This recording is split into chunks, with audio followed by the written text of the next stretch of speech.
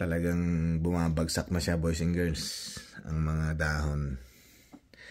Sinyalis yan, no, na malapit na talaga at papatapos na ang summer at fall season na dito sa Canada. What's up, boys and girls? It's your boy, Randy Boy.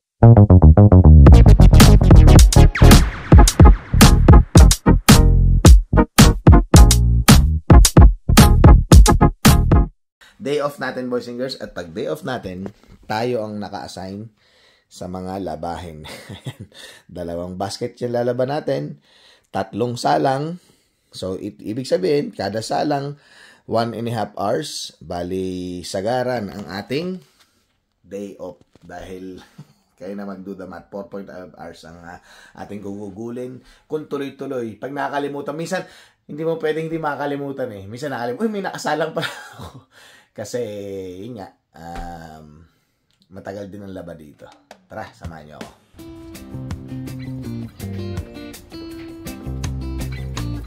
Shout out, sunlight.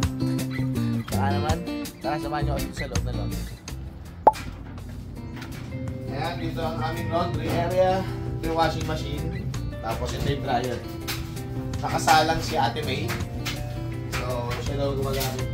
10 minutes na lang matatapos na. Tapos ito pala yung pintuan. Papunta dun sa kapatid ng may-ari. So, dyan siya nakatira, si Brad. Hi, Brad. Ayun, tara. Salang na natin. Ito na, naibaba ko ng isa kanina. Pagkatapos natin dito, mayroon pa tayong 2 salang. 1, 2. Ito yung pangatlo, di ba? Diyan ay nasa 15 minutes or 30 minutes. Tapos dito naman ay 60 minutes yung dryer. Dito yan sa basement. Nung nag-i-snow naman, hindi naman pumapasok yung snow dito. Kaya okay. Ang problema, ito. Pag mag-i-snow na siya, may yellow dyan. Hanggang dito sa hagdan.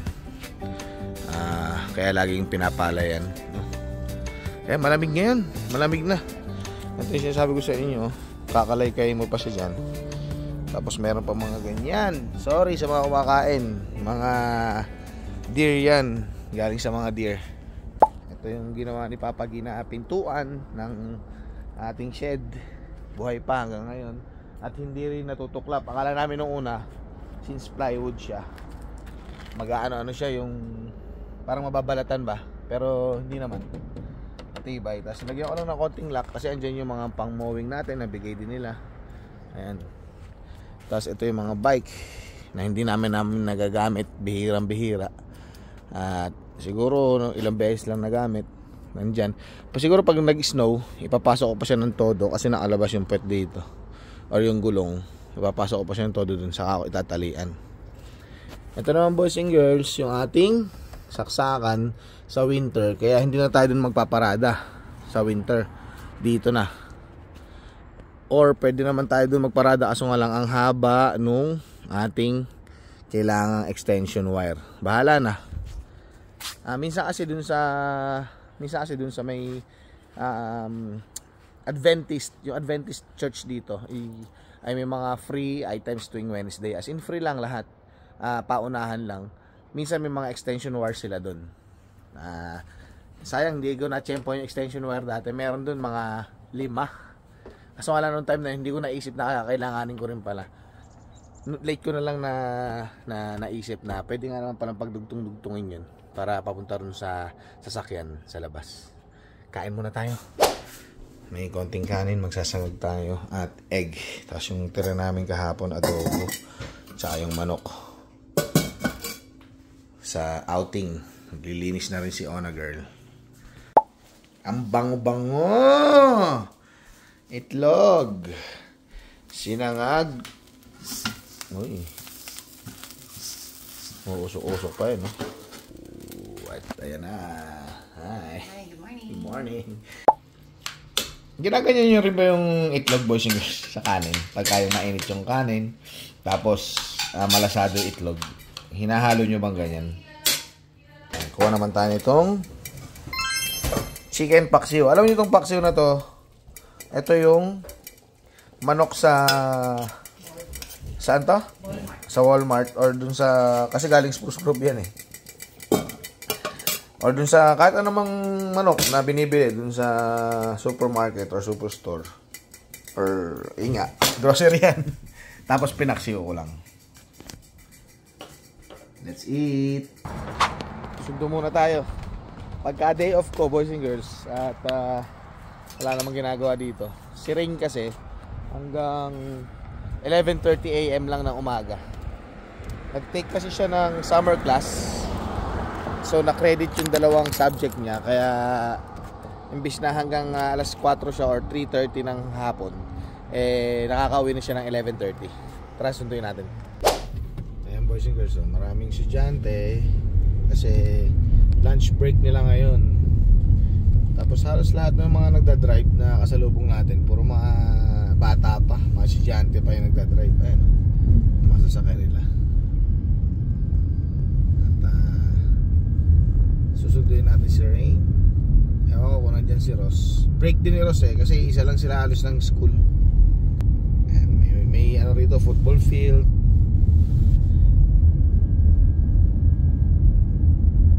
May football ano sila team, American football. Tapos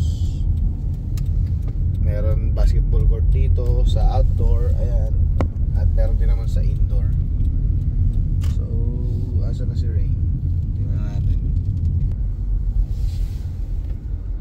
Up. Ay, yan na.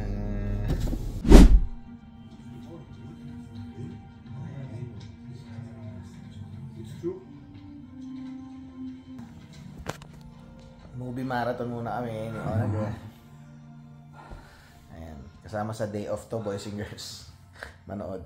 Panoorin nyo to, House of David. Napakaganda. Marirecommend ako. House of David, boys and girls. Panoorin niyo.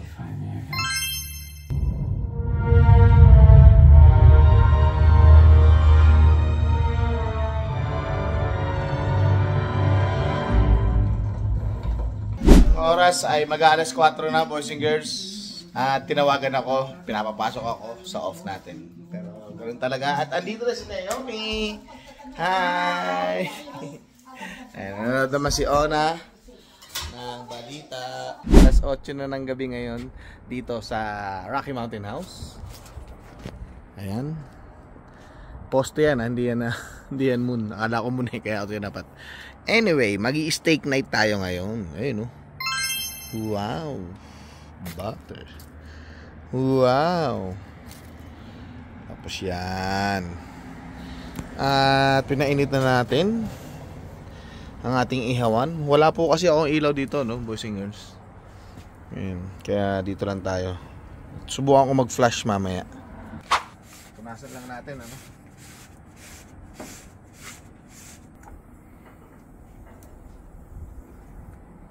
Ayan, kita mo ba? Meron na. May apoy na siya. Lalagay naman natin to para sa butter, asparagus, mushroom, and garlic and everything. Lagay muna natin yun dyan. At feeling ko mainit na yung steak natin.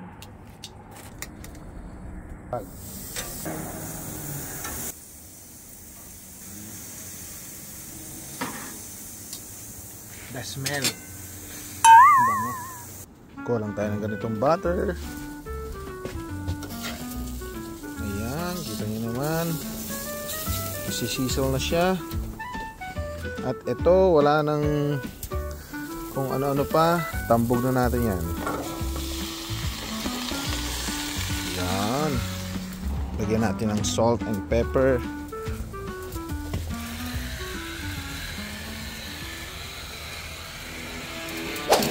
Ayan na nga, maapoy na siya, boys and girls. Nino?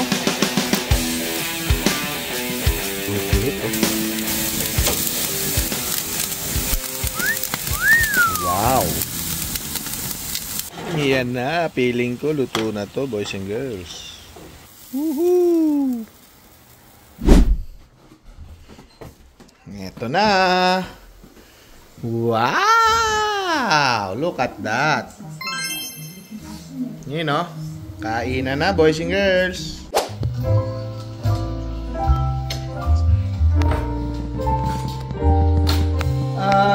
Steak night, boys and girls. tingnan natin kung okay. Are you ready? Is that medium rare? Medium hard?